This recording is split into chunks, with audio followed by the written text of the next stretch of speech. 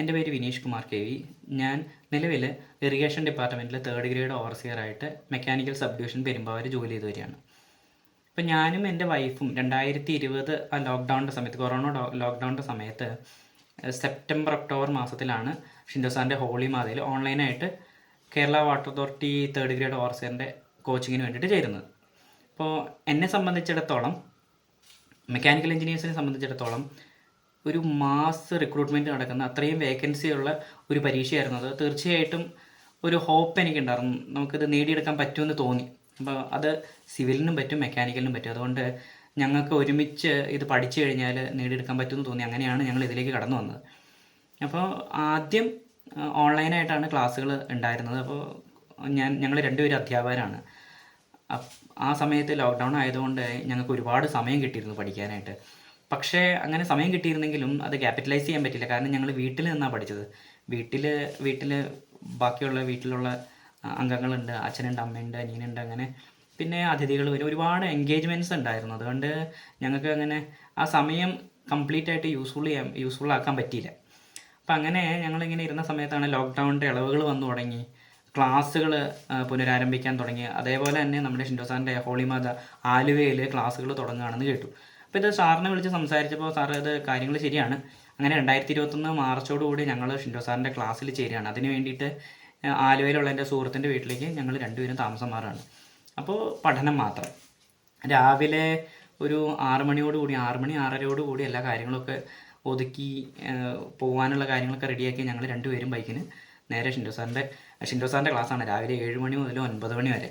അപ്പോൾ ആ ക്ലാസ്സിലേക്ക് രാവിലെ തന്നെ 7 മണിയൊക്കെ ആകുമ്പോഴത്തേക്കും ഞങ്ങൾ രണ്ടുപേരും റെഡിയായിട്ട്, കോളേജിൽ പോകാൻ റെഡിയായിട്ട് അങ്ങോട്ട് ചെല്ലും. പിന്നെ സാറിൻ്റെ സർവേ ക്ലാസ് ആയിരുന്നു എനിക്ക് ആദ്യമായിട്ട് കിട്ടിയത്. എനിക്ക് വളരെ ഇഷ്ടപ്പെട്ടു. കാരണം എന്നെ സംബന്ധിച്ച് അതൊരു പുതിയൊരു സബ്ജക്റ്റാണ്. എനിക്കാണെങ്കിൽ സബ്ജക്റ്റുകൾ അറിഞ്ഞ് പഠിക്കാൻ ഒരുപാട് താല്പര്യമുള്ളതാണ്. അപ്പോൾ അതുകൊണ്ട് തന്നെ സാറിൻ്റെ ക്ലാസ്സുകളും വളരെ സിമ്പിളാണ്, അത് പറയാതിരിക്കാൻ വയ്യ. അപ്പോൾ ഒരുപാട് വലിയ കാര്യങ്ങളാണെങ്കിലും വളരെ സിമ്പിളായിട്ട് പറയുന്നതുകൊണ്ട് എനിക്കത് പെട്ടെന്ന് കിട്ടി. പക്ഷേ ആ ഒരു ഫസ്റ്റ് ഇമ്പ്രഷൻ ഒരുപക്ഷെ ആയിരിക്കാം, ആ ഒരു ഇമ്പ്രഷൻ എനിക്ക് ആ ക്ലാസ്സിൻ്റെ അവസാനം വരെ, അല്ലെങ്കിൽ പരീക്ഷയോളം വരെ എനിക്കത് കൊണ്ടുപോകാൻ പറ്റി. കാരണം എനിക്കത് ഒരിക്കലും ബോറടിപ്പിച്ചില്ല ഈ സബ്ജക്റ്റുകളൊന്നും. അപ്പം അങ്ങനെ രാവിലെ ഒരു 7 മണി മുതൽ 8:30 വരെയാണ് ഞങ്ങളവിടെ ക്ലാസ്സിലിരുന്നത്. വൈഫ് 7:30 7:45 തന്നെ പോകും. അപ്പോൾ വൈഫിനെ ഞാൻ 7:45 നമ്മുടെ ഹോളി മാതയിൽ നിന്ന് ബസ് സ്റ്റോപ്പിലാക്കും. അപ്പോൾ കോളേജ് ബസ്സിന് അദ്ദേഹം പോകും. അതിന് ശേഷം 8:30 ആകുമ്പോഴത്തേക്കും എൻ്റെ കോളേജ് ബസ് വരും.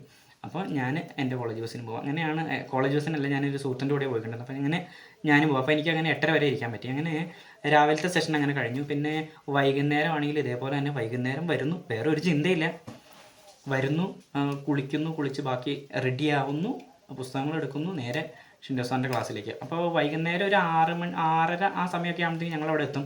അവിടെ എത്തിക്കഴിഞ്ഞാൽ പിന്നെ വേറെ കുട്ടികളൊന്നുമില്ല, ക്ലാസ്സുകളൊക്കെ ഒഴിഞ്ഞ് കിടക്കുകയായിരിക്കും.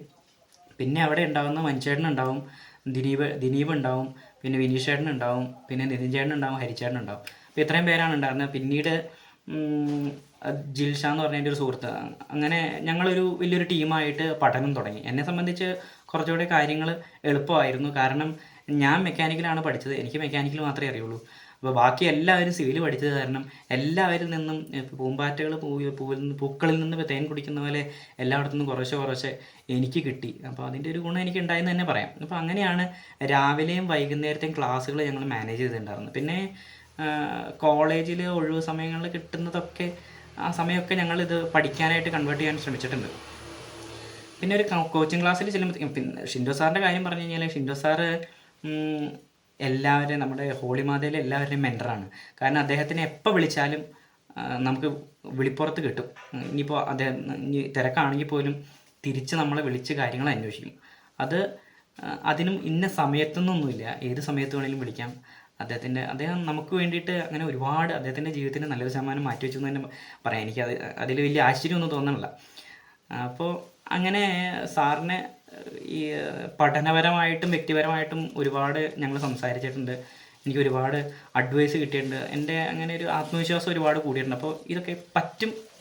അവിടെ ചെന്ന് കഴിഞ്ഞപ്പോൾ ഉണ്ടായ ഒരു സാഹചര്യം എന്ന് പറഞ്ഞു കഴിഞ്ഞാൽ, ഒരുപാട് പേര് ഇങ്ങനെ തമ്മിൽ സംസാരിക്കുന്നു, പരിചയപ്പെടുമ്പോൾ ഞാൻ ഇത്രയും ലിസ്റ്റിലുണ്ട്, ഞാൻ 3 ലിസ്റ്റിലുണ്ട്, ഞാൻ 4 ലിസ്റ്റിലുണ്ട്, അങ്ങനെയൊക്കെ പറഞ്ഞപ്പോൾ നമ്മൾ ആശ്ചര്യത്തോടു കൂടി അവരെങ്ങനെ നോക്കി. ഞാൻ ഉണ്ടായിരുന്നു ഒരു ലിസ്റ്റിലുണ്ട്. ആ ലിസ്റ്റ് എന്ന് പറഞ്ഞാൽ CPOൻ്റെ ഒരു സപ്ലിമെൻ്ററി ലിസ്റ്റിലുണ്ടായിരുന്നു. ആ ലിസ്റ്റ് കൊണ്ടായിരുന്നു എനിക്കുള്ള ആകെ ഒരു ലിസ്റ്റാണ്. അപ്പോൾ അങ്ങനെ അങ്ങോട്ടേക്ക് ചെല്ലുന്നു. പിന്നെ അവിടെ ചെന്ന് കഴിഞ്ഞിട്ടാണ് ഞാൻ 2 പരീക്ഷ വേറെ എഴുതിയിട്ടുണ്ടായി.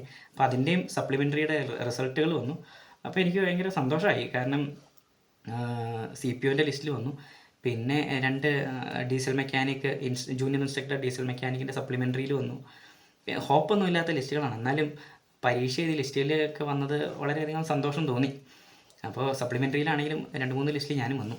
അപ്പോൾ അങ്ങനെയാണ് ഞങ്ങൾ അവിടെ നിന്ന് കടന്നു പോകണം. അപ്പോൾ സാറിൻ്റെ കാര്യം ആണ് നമ്മൾ സംസാരിച്ചുകൊണ്ടിരുന്നത്. അപ്പോൾ സാർ എങ്ങനെയാണ് എന്ത് വിപരീത സാഹചര്യം വരുമ്പോഴത്തേക്കും അത് നമ്മൾ സാറിനെ വിളിച്ച് സംസാരിച്ചാൽ എനിക്ക് ഒരുപാട് റിലാക്സേഷൻ കിട്ടിയിട്ടുണ്ട്.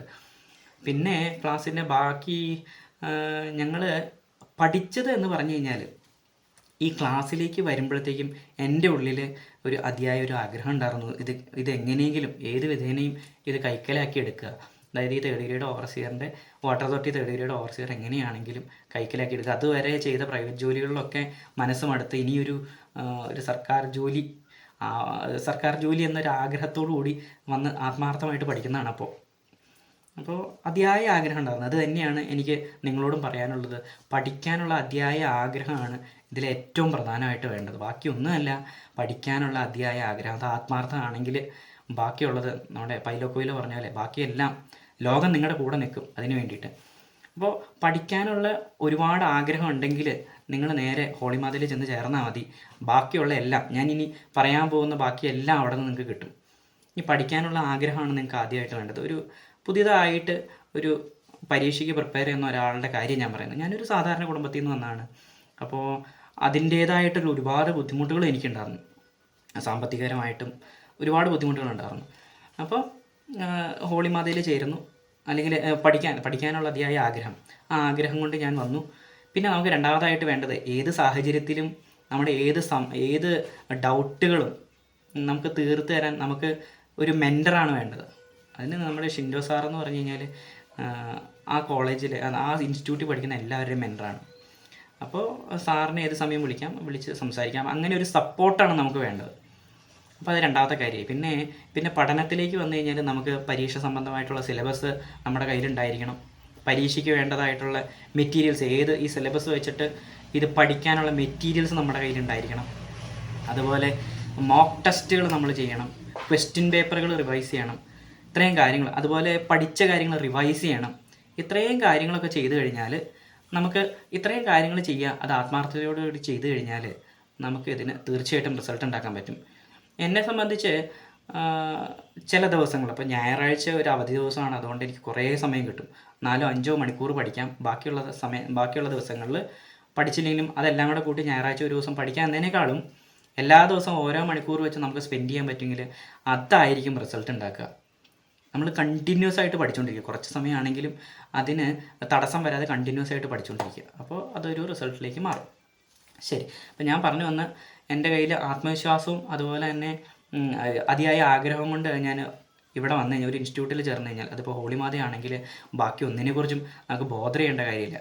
ഇപ്പോൾ പുതിയൊരാളെക്കുറിച്ചാണ് പറഞ്ഞത്. പുതിയൊരാളാണെങ്കിൽ ആൾ വന്നു കഴിഞ്ഞാൽ ബാക്കി എന്ത് പഠിക്കണം, എങ്ങനെ പഠിക്കണം, എവിടെ തുടങ്ങണം, എവിടം വരെ ഒരു സബ്ജക്റ്റ് പഠിക്കണം, ഇതിനെപ്പറ്റിയൊക്കെ കൃത്യമായിട്ട് സാറ് വൈകുന്നേരങ്ങളിൽ വന്ന് മെസ്സേജ് ചെയ്യും. സാറിന് ഞങ്ങൾക്ക് ഇവിടെ വന്നിട്ട് പഠിക്കാനൊന്നും എനിക്ക് യാതൊരു തരത്തിലുള്ള സംശയങ്ങളും ഉണ്ടായില്ല. കാരണം സാറ് പറയും, സാറിൻ്റെ നോട്ടുകളെന്ന് പറഞ്ഞാൽ അതേപോലെ കാച്ചി കുറിക്കിയ നോട്ടുകളാണ്. സാറ് വന്നിട്ട് പറയും ഈ നോട്ടിൽ ഇന്ന ഭാഗം വരെ പഠിക്കുക.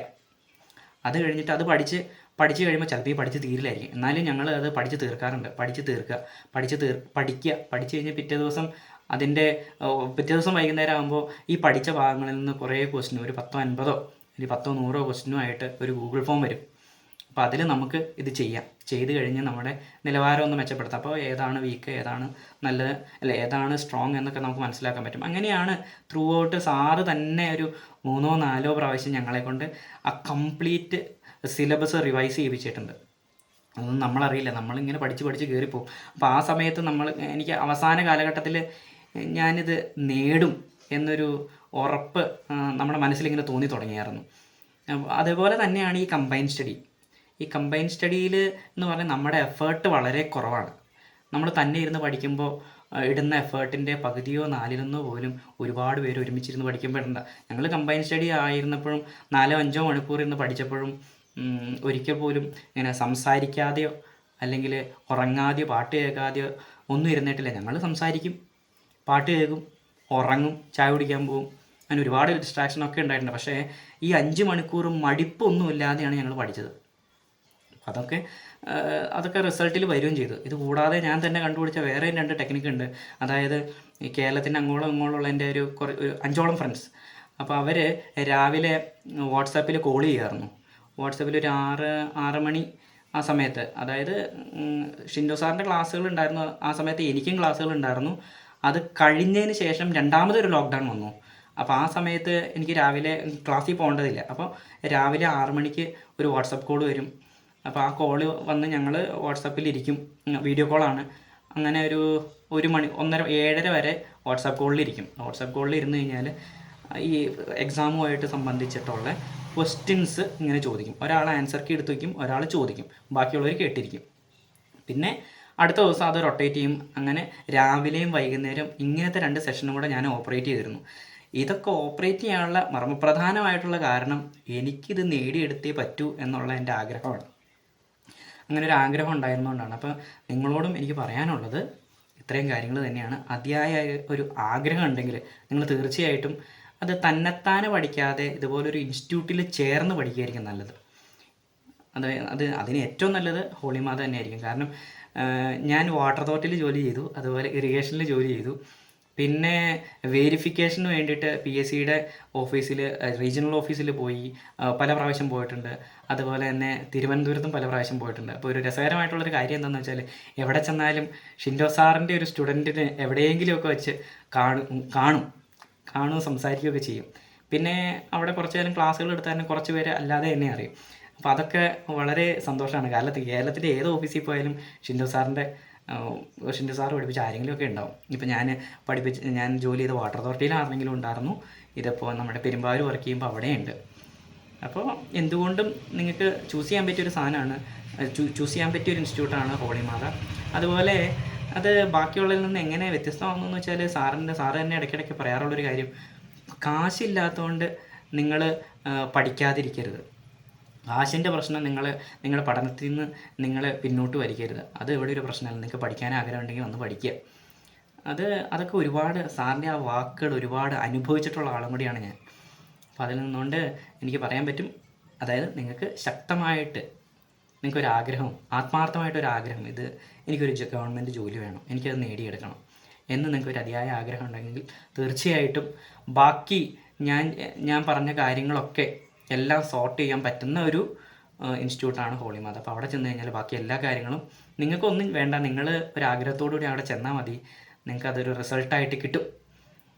ഇപ്പോൾ ഞാൻ അന്ന് 4 ലിസ്റ്റിൻ്റെ കാര്യം പറഞ്ഞല്ലോ, ഇപ്പോൾ ഞാൻ 13ഓളം ലിസ്റ്റിൽ ഇപ്പോൾ വരാൻ പറ്റിയിട്ടുണ്ട്. അപ്പോൾ അതിൻ്റെയൊക്കെ എൻ്റെ ജീവിതത്തിൽ തന്നെ ഒരു ടേണിംഗ് പോയിൻ്റ് ആയിരുന്നു ഈ ഹോളിമാതയും പിന്നെ അതുപോലെ ഷിൻഡോ സാറുമായിട്ടുള്ള കൂടിക്കാഴ്ചയും. അദ്ദേഹം എൻ്റെ ജീവിതം കളർഫുള്ളാക്കിയെന്ന് തന്നെ പറയാം. ഇതിൽ കൂടുതൽ എനിക്ക് പറയാനില്ല. അപ്പോൾ എല്ലാവരും പഠിക്കാൻ ആഗ്രഹമുള്ള എല്ലാവരും ആ ആഗ്രഹം നിങ്ങളുടെ ആത്മാർത്ഥമാണോ എന്ന് തിരിച്ചറിയണം. അത് തിരിച്ചറിഞ്ഞ് കഴിഞ്ഞാൽ തീർച്ചയായിട്ടും സ്വന്തമായിട്ട് പഠിക്കുക. ഇതുപോലൊരു ഇൻസ്റ്റിറ്റ്യൂട്ടിൽ ചേർന്ന് പഠിക്കുകയാണെങ്കിൽ നമുക്ക് ഒരുപാട് എഫേർട്ടുകളില്ലാതെ പഠിക്കാൻ പറ്റും. എത്രയാണ് എനിക്ക് പറയാനുള്ളത്. Thank you.